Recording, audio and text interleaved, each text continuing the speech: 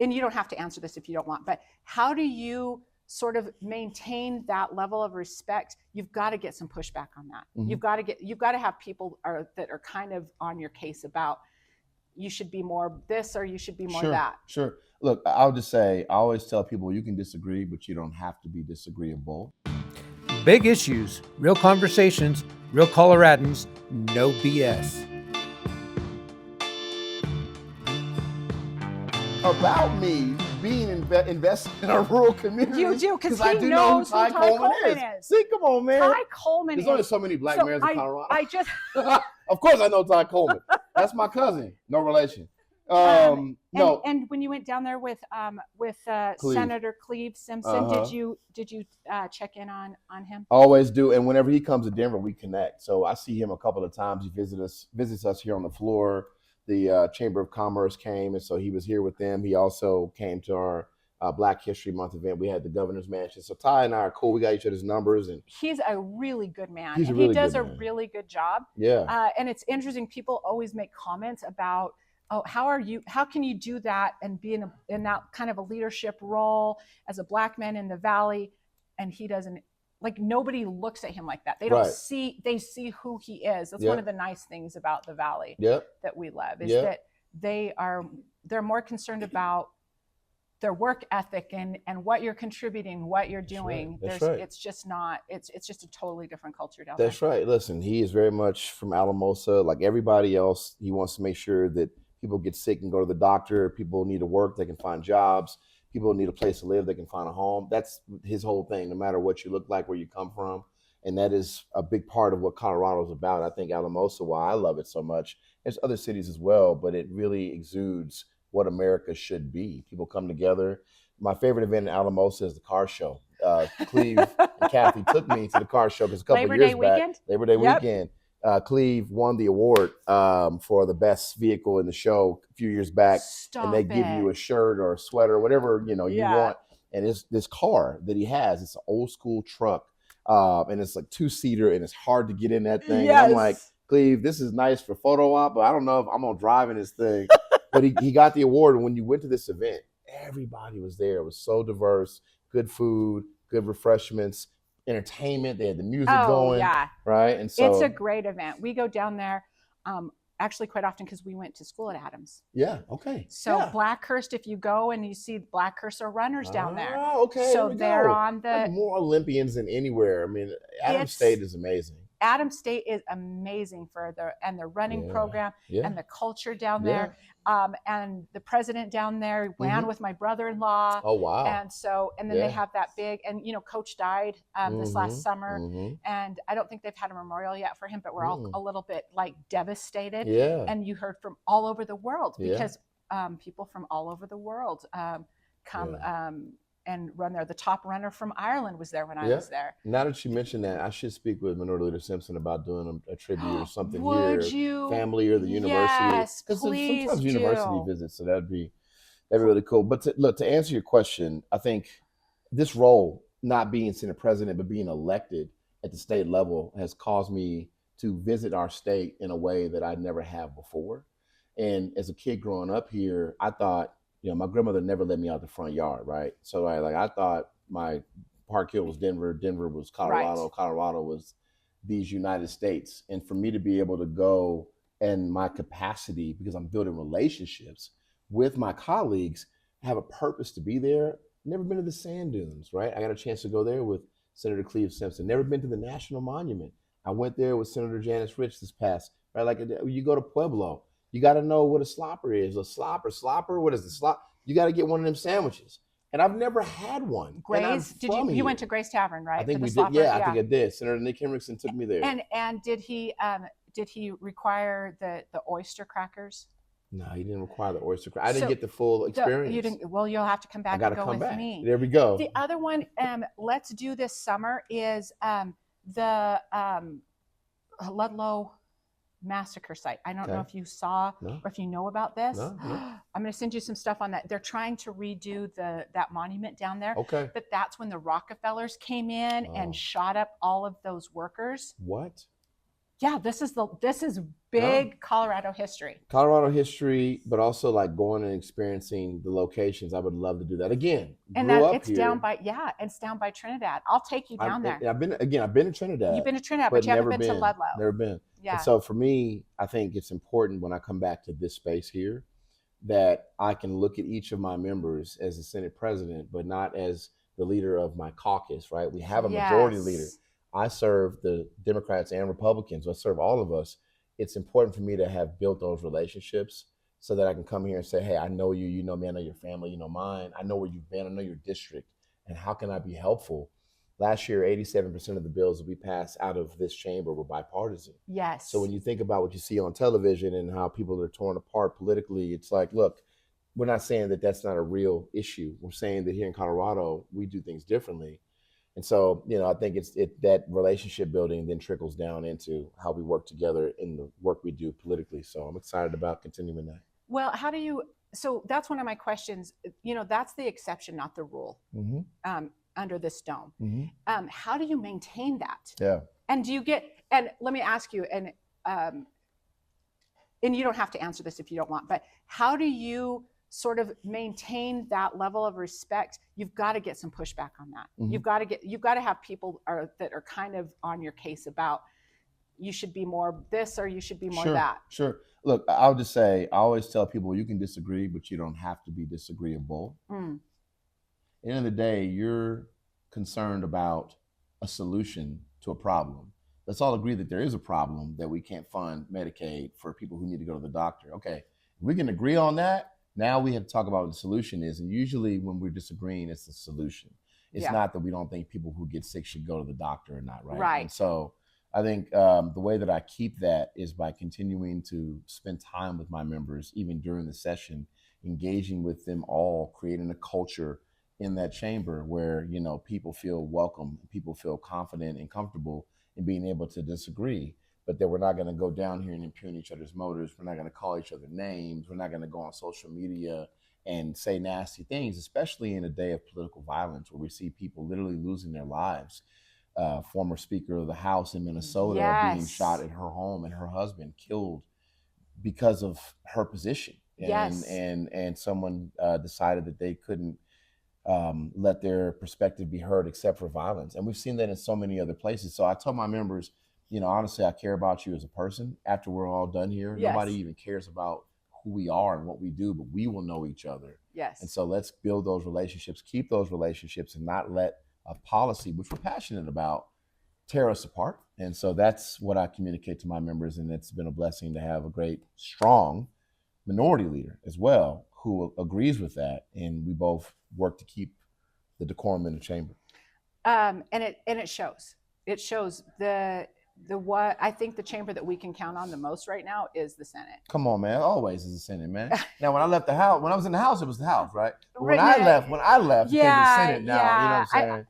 I'm a little older than you, so I'm going to say there's been times when we're like, we got to get it out of the House so we can fix it in the Senate. But that's still the reality. Yeah, that's still.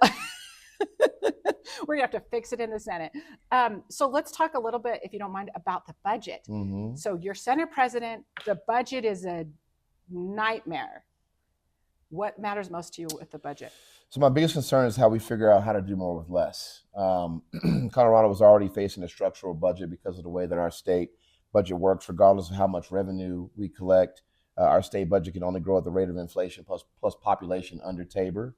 The problem is that the costs for our main government services, especially in the healthcare sector, are rising much faster than inflation, which means even with a strong economy, we're in a position to have to cut services. And then to make matters worse, again, we talked about this last year. We came back for a special session with H.R. 1.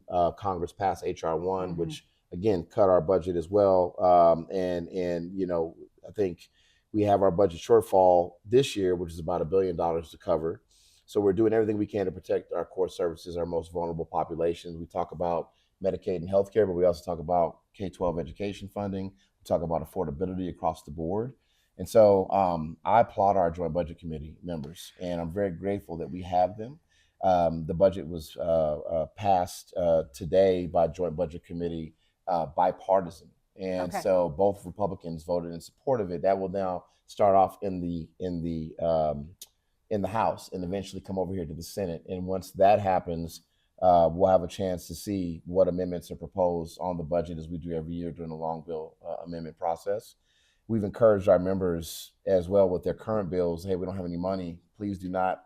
Yeah, if it's got a fiscal note, we Yes, can't discuss it. that's right. A, and then B, please do not bring a bunch of amendments to the budget, especially ones that are going to catch us off guard. Let us know in advance Yeah. what you want to do. And at the end of the day, we don't want to have to vote on budget amendments that would be really amazing. Vote them down. It'd be really amazing for Coloradans, but we don't have the funding for it, right? And so Yeah. that's a larger picture regarding our budget. So shout out to JBC for moving that out and now coming to the House, and then it'll come over to the Senate. We're deeply concerned about the cuts that we're going to be seeing right now. There's right around 30 or so either tax or cost shifting measures that are being considered right now. Of those, and I don't know if you've looked at the full list, because we're looking at it not just by taxes, but like we're going to have to shift some costs some places. And I think that's what everybody's most concerned about. I had a conversation with a billionaire who's worried about money last week. So I'm curious as to how do we make our Coloradans feel better about this? Like, this is what we're going to have to do. And then, of course, the first thing that's discussed is Medicaid. The second thing discussed is education. And then you get some kind of crazy things like the DPW just came back, and it's not necessarily out of that, but it's the perception of they're asking for another $450,000 to bring in more wolves. How do you sort of get through to what the priorities are, the real priorities? Yeah. Because that's going to be one of the hardest things you have to do. I think the message that we've been saying since the beginning of the session is going to mirror what Joint Budget Committee is going to try to push forward as our priorities. Again, the ones that I mentioned. I think last year during a special session, that was a true first test of what we're going to experience right now, what we're currently experiencing, and we were able to overcome that. The nice thing about this, Sarah, is that when I first got elected, we didn't even have a reserve. We had like a 3 to 4% reserve in our budget. So if something drastic happened, we were going to be in big trouble. Yes. As of last year, up until this point, we had built that reserve to 15%. We tapped into it during special session last year, which got us down to 13%. So we still have a reserve to tap into. And so I think, we're looking to figure out ways. We're going to have to make cuts. Yeah. But the question is how do we make them as minimal as possible? And then how do we work during this interim on initiatives, either they're initiatives that we push through, referred measures, or the ones that might just pop up on the ballot from outside groups petitioning to have initiatives on. I know one of the initiatives that we're pushing this year through Senator Jeff Bridges deals with decoupling public education from Tabor, right? And so that's one of the initiatives that is not going, because to your point, we're always trying to find ways to get money from everywhere else. A lot of times business communities gets upset about that, where you're taxing.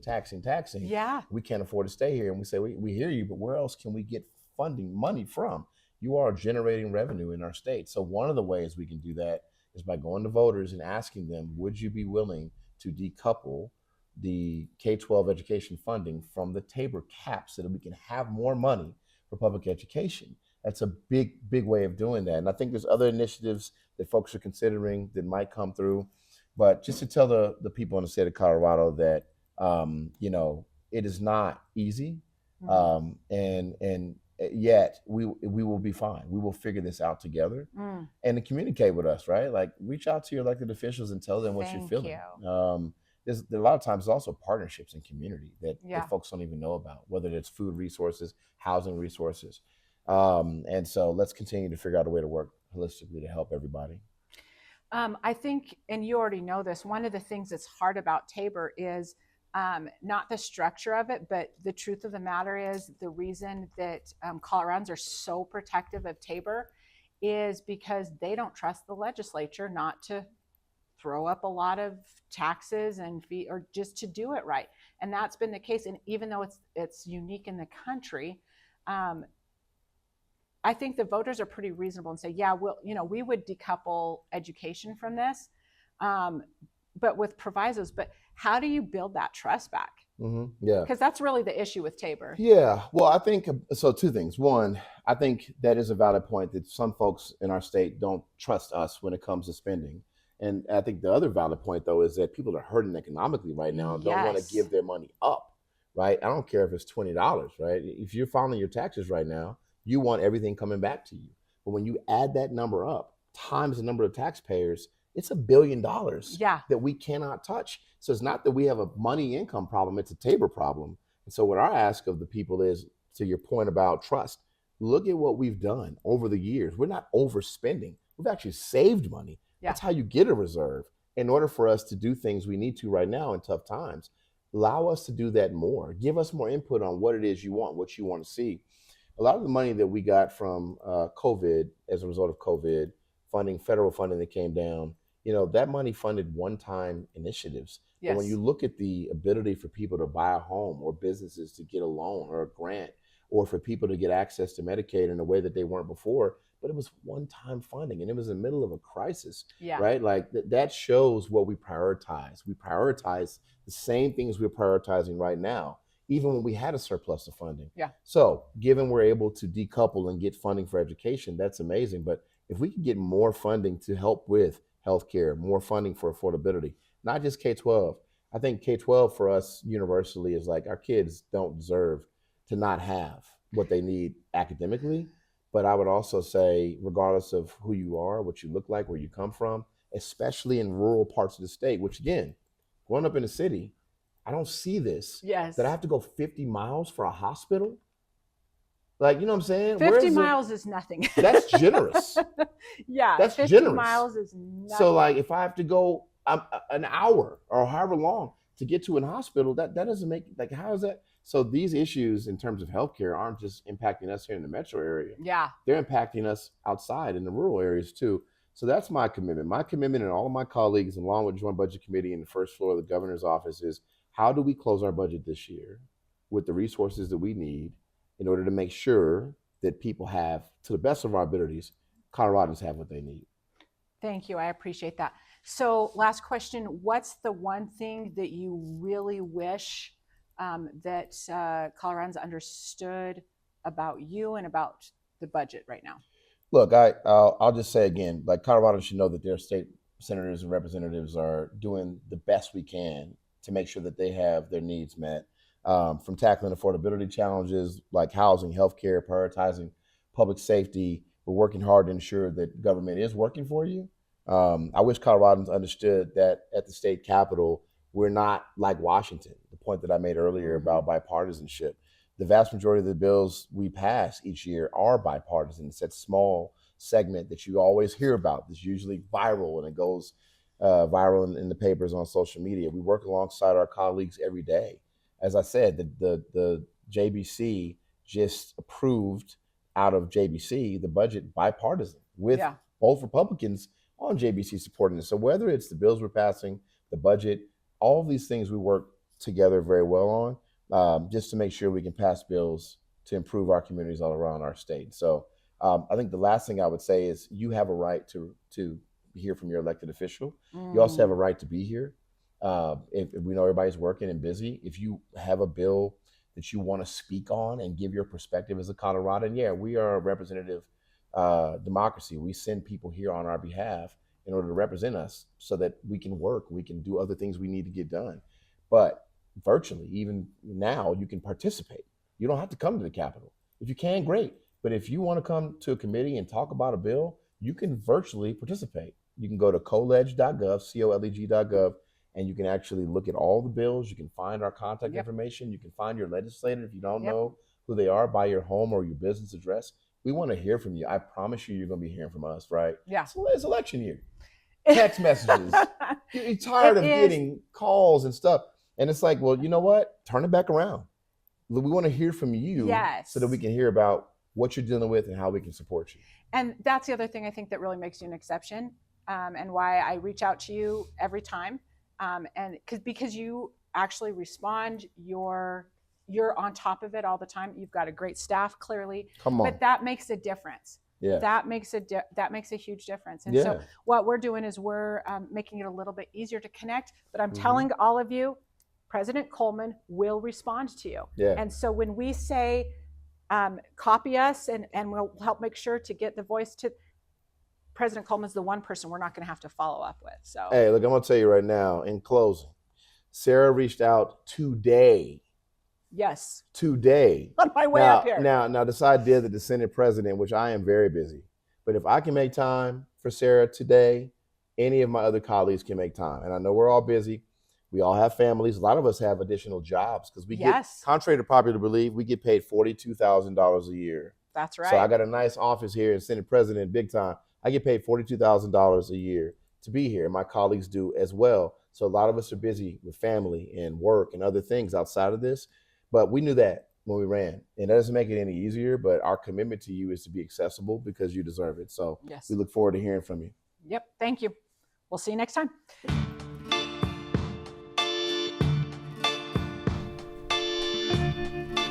The views and opinions expressed on the show do not necessarily reflect the views and opinions of the Action Colorado board members or staff. Action Colorado does not endorse candidates for office, but we do support our members.